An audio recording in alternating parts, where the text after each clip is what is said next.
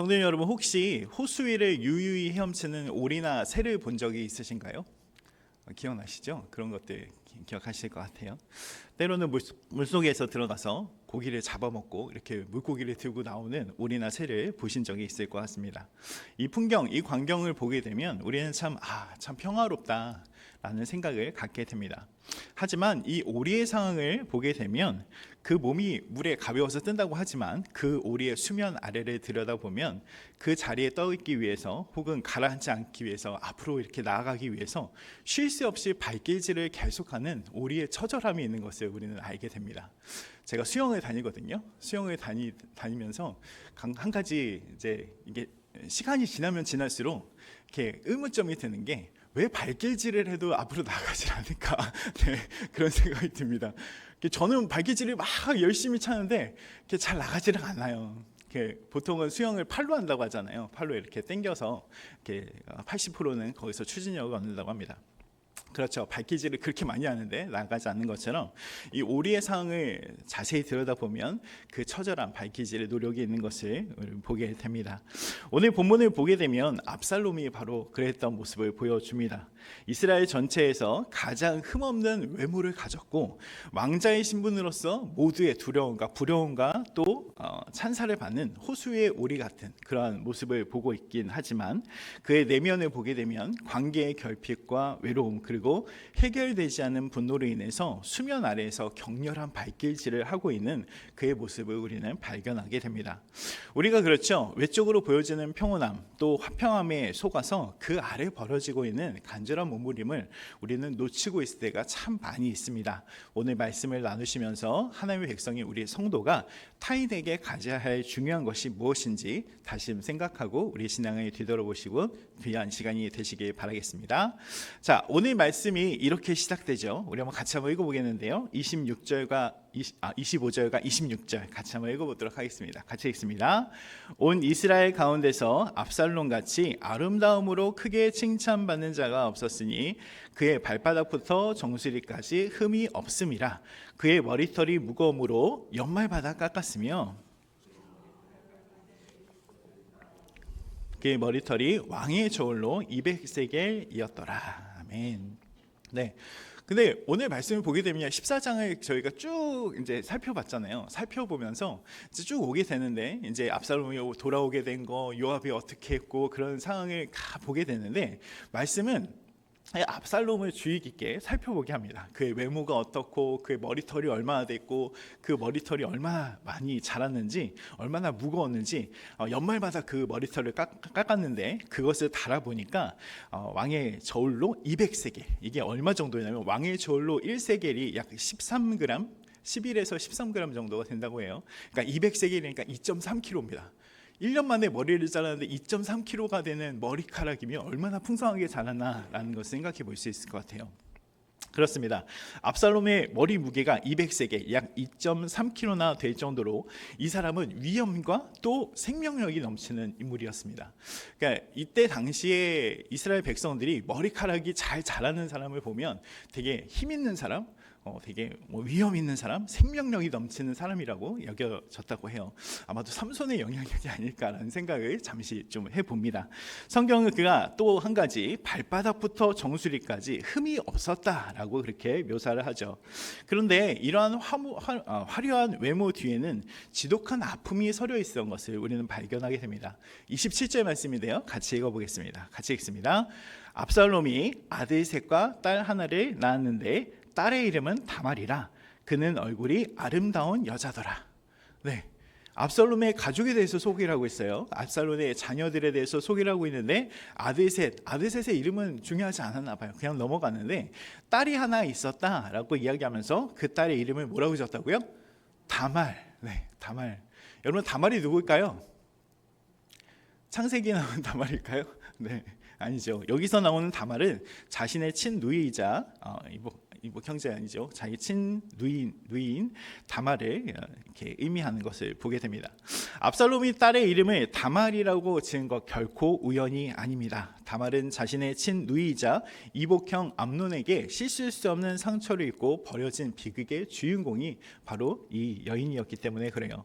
이 여인의 마지막을 성경은 어떻게 됐는지를 표현하지는 않습니다. 사무엘하 13장 20절의 말씀을 보게 되면 이 압살롬과의 대화와 또 그것에 대한 상황을 보게 되는데, 제가 좀 읽어드릴게요. 그의 오라버니 압살롬이 그에게 이르되 내 오라버니 암논이 너와 함께 있었느냐? 그러나 그는 내 오라버니이니 누이야 지금은 잠잠히 있고 이것으로 말미암아 근심하지 말라 하니라. 이에 다말이 그의 오라버니 압살롬의 집에 있어 처량하게 지내니라 라고 표현합니다. 이렇게 말씀해요. 자, 다말, 그의 누이였던 다말이 처량하게 지내고 있었어요. 근데 이 처량하게 지낸 그 누이 다말이요, 압살롬이 도망치잖아요. 그 길로 가게 되는데 도망칠 뒤로 이 다말의 이야기가 더 이상 등장하지 않는 것으로 보게 되면 아마도 이 공주, 이 여인이 역사 속에 그냥 사라져버린 비운의 공주가 되었다고 볼 수가 있을 것 같습니다. 뒷얘기는 나오지 않기 때문에 어떻게 됐는지 어디로 갔는지 알 수는 없을 것 같아요. 그러나 그것을 기억했던 이 압살롬이 이 딸의 이름을 다말이라고 지으면서 딸의 얼굴을 볼 때마다, 그 딸의 이름을 부를 때마다 누이의 아픔을 떠올려야 했던 사람이 되었던 것을 보게 됩니다. 그러니까 아직도 압살롬의 마음 가운데는 이것이 복수를 끝냈지만 여전히 치유되지 않는 그 덩어리, 응어리로 그 마음 가운데 남아 있었던 것을 보게 되죠. 지금 누군가가 어떻게 보면 이 압살롬은 자신의 이 깊은 아픔과 가족의 깨어진 이 관계를 알아주고 중재해 주기를 간절히 바라고 있던 것이 압살롬이었던 것으로 우리가 보게 됩니다. 겉은 화려해 보이고 모든 사람이 다 저 사람은 참 멋진 사람이야, 아름다운 사람이야 라고 여겼지만 그 안쪽은, 그 속은 썩어 문드러져 가고 있었던 것을 보게 되죠. 그가 예루살렘으로 돌아오게 됩니다. 근데 그 돌아온 것 어떻게 보면 그에게 있어서는 일말의 희망이 될 수도 있었던 사건이었어요. 근데 그 상황은 그렇게 돌아가지 않게 됩니다. 오늘 말씀을 보게 되면 압살롬이 예루살렘에 돌아와서 이태라는 표현이 등장합니다. 그러니까 2년이 지났다는 표현이에요. 2년이 지나가고 있는데 그는 아버지의 얼굴을 한 번도 보지 못하는 정서적인 유배 상태에 놓여있기 때문에 그렇습니다. 이 문제를 해결해 줄 적임자 누가 있었을까요? 아마도 실권자인 요압을 아마 요청을 했는데 그 요압을 2번이나 간곡히 부르죠. 사람을 보내서 요압을 불렀는데 이 요압은 어떻게 합니까? 오늘 말씀을 보니까 응답하지 않았다, 압살롬에게 가지 않았다라는 표현이 등장하죠. 이 요압에게 압살롬은요 어떤 사람이었을까요? 그저 자신의 정치적 입지에 도움을 주는 그때만 이용되는 관리 대상일 뿐이고 이 사람의 절박한 필요에는 전혀 관심이 없는 사람이 되었기 때문에 그렇습니다. 결국 이러한 요압의 무관심은 이 무관심에 지친 압살롬이요 요압의 보리밭에 불을 지르는 극단적인 선택을 하게 됩니다. 여러분 그렇죠? 때로는 우리에게 다가오는 관계 가운데서 다가오는 극단적으로 나에게 막 뭐라고 하거나 그런 사람 혹시 있지 않으신가요? 않으신가요? 없으시면 정말 다행이십니다. 네, 근데 그런 사람이 등장하거나 그럴 때 혹시 내가 그 사람의 마음을 헤아리지 못하는 건 아닌지 되돌아볼 필요가 있을 것 같습니다. 오늘 말씀을 보니까 만약에 이 요압이 압살롬이 보내는 이 수면 아래에 있었던 그 발길질을 조금만 더 일찍 알아차리면 어땠을까요? 민감하게 대응했다면 화제라는 이 파괴적인 수단 없이도 다윗과 압살롬의 부자간의 만남은 훨씬 더 일찍 그리고 더 진정성 있게 이루어질 수 있었을 것입니다. 그렇습니다. 우리 성숙하지 못한 사람의 무관심이요 때로는 큰 공동체에 큰 화를 불러오게 된다는 것을 우리는 꼭 기억할 필요가 있습니다. 신약성경의 말씀을 보니까 사도 바울이 하나님의 일꾼이 갖춰야 될 요건에 대해서 말씀하죠. 디모데전서 3장과 디도서 1장의 말씀을 보게 되면 하나님의 일을 하는 자들이 갖춰야 할 요건에 대해서 몇 가지를 제시하는 것을 보게 됩니다. 디모데전서 3장 2절에서 3절 말씀을 보게 되면 이렇게 말씀해요. 제가 좀 읽어드릴게요. 그러므로 감독은 책망할 것이 없으며 한 아내의 남편이 되어 절제하며 신중하며 단정하며 나그네를 대접하며 가르치기를 잘하며 술을 즐기지 아니하며 구타하지 아니하며 오직 관용하며 다투지 아니하며 돈을 사랑하지 아니하며 그렇게 쭉 이어져 나가는 말씀을 보게 됩니다.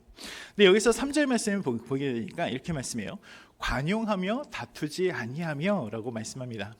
여러분, 성숙한 일꾼은요, 이 요압처럼 자신의 이익을 계산하면서 남의 역전에 묵살하지 않은 사람이 되어야 합니다. 관용을 베풀 수 있는 것, 내가 상황이 그렇지 않지만, 내가 마음이 그렇지 않지만, 그러나 하나님의 백성으로 하나님의 사람들을 돌보고 또 같이 나누는 그 시점 가운데 관용할 수 있는 것, 상대의 거친 표현이 나오기 전에 그 관용함으로 그 마음을 헤아리지 않은 사람이 바로 하나님의 사람이다라는 것을 말씀합니다.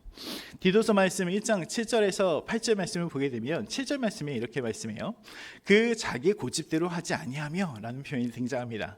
이 고집대로 하지 않는 것은 무엇일까요? 내 계획과 내 시간표가만 중요한 것이 아니라, 나만 중요한 것이 아니라 내 고집을 내려놓을 때 비로소 어떻게 보면 오늘 말씀 가운데 등장하는 2년 동안 방치되었던 이 압살롬의 눈물, 아직도 헤어나오지 못하고 계속 아파하고 있고 어려워하고 있는 그 사람의 그 눈물이 보이기 때문에 그렇습니다. 8절 말씀 보니까 이렇게 말씀해요. 오직 나그네를 대접하며 선행을 좋아하며 신중하며 의로우며 거룩하며 절제하며 라고 표현합니다. 나그네를 대접한다는 것은 무엇일까요? 선행을 좋아한다는 것은 무엇일까요? 여기서 나그네라고 명령된 이 나그네는요, 단순히 길을 가는 행인을 의미하는 것이 아니라 마음 들자가 없는 사람, 소외된 사람을 의미합니다. 그리고 그들을 살피고 대접하는 것이 성도의 직분이고 성숙한 성도의 인격이 있기 때문에 그렇습니다. 오늘 말씀으로 다시 되돌아오면 요압은요, 이 압살롬을 정치적인 도구로 보았습니다. 그러나 하나님의 사람은 죽게 하듯 그 영혼의 갈급함을 바라볼 필요가 있습니다. 성도 여러분, 우리가 또 있는 머무는 가정과 직장과 교회와 또 만나는 많은 사람들 가운데 누군가 이 작은 신호를 우리에게 보내고 있지는 않으신가요? 때로는 그 일들이 극단적인 내용이 될 때도 있습니다. 그러나 그것 가운데 힘들어하는 것만이 아니라 그 현상 뒤에 나 좀 도와줘, 내 마음을 좀 알아줘, 내 마음이 너무 힘들어하고 하는 그 처절한 발길질에 귀를 기울이실 수 있는 분들이 되시길 바라겠습니다. 그리고 마지막 한 가지는 무엇이냐면요, 하나님의 마음을 알려는 지혜가 필요하다는 사실입니다. 여러분, 오늘 말씀을 기억해 보면, 오늘 말씀은 다시금 되짚어 보면 14장의 말씀을 우리가 생각해 보면 거기에는 어느 것도 등장하지 않는 것이 다윗이 했던, 요압이 했던, 압살롬이 했던, 하나님을 기억하거나 하나님께 기도하거나 하나님께 나아갔다는 표현이 전혀 등장하지 않습니다. 만약에 다윗이 또 요압이 압살롬이 하나님의 뜻과 하나님의 마음을 알려고 했다면, 그런 마음이 있었다면 이 다윗과 압살롬이 서로를 보지 않는 2년의 시간이 그렇게 흘러가지는 않았을 것이기 때문에 그렇습니다. 또 이후에 반역을 준비하는 압살롬의 그러한 일들이 벌어지지 않았기 때문에 그렇죠. 나의 유익보다 하나님의 마음이 또 상대방의 필요에 우리가 민감하게 반응할 수 있을 때 비로소 하나님께서 원하시는 진정한 화해와 회복의 역사가 우리의 삶 가운데서 시작될 수 있기 때문에 그렇습니다. 오늘 이 말씀을 기억하시고 하나님의 마음을 아시는 분들로 주위에 함께하는 분들의 마음을 헤아릴 수 있는 분들이 되셔서 주님의 귀하신 은혜들을 흘려보내고 또 귀하신 회복과 화해가 넘쳐나는 오늘 하루가 되시길 주님의 이름으로 축원드립니다.